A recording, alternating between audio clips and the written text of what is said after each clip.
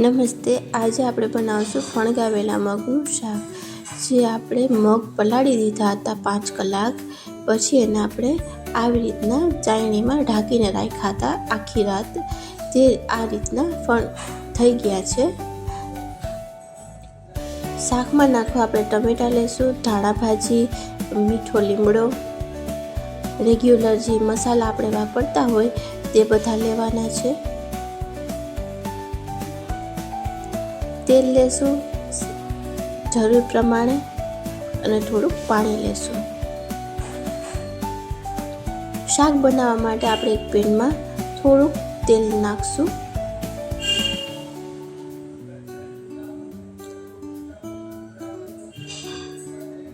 તેલ થાય એટલે આપણે એમાં મીઠો લીમડો, થોડી હિંગ,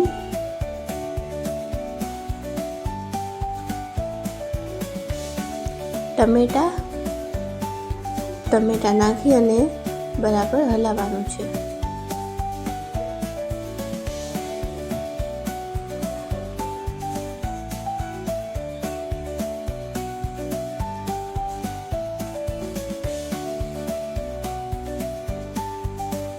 ટમેટાને થોડીક વાર પકાવવાના છે. પછી તેમાં ફણગાવેલા મગ નાખી દેવાના છે અને બધું એક સરખું મિક્સ કરવાનું છે.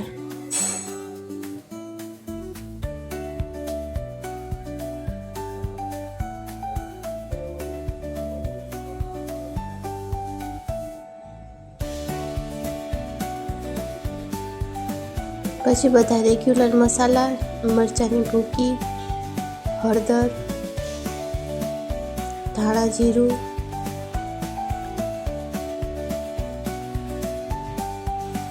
નમક સ્વાદ પ્રમાણે નાખી અને બધું એક સરખું મિક્સ કરવાનું છે, જેથી મસાલો આખા મગમાં ચડી જાય.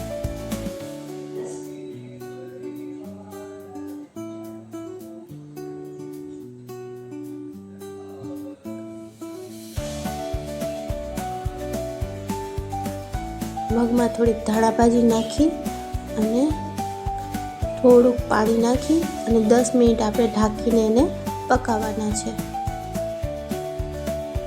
આપણી 10 મિનિટ થઈ ગઈ છે. મગ આપણા પાકી ગયા છે.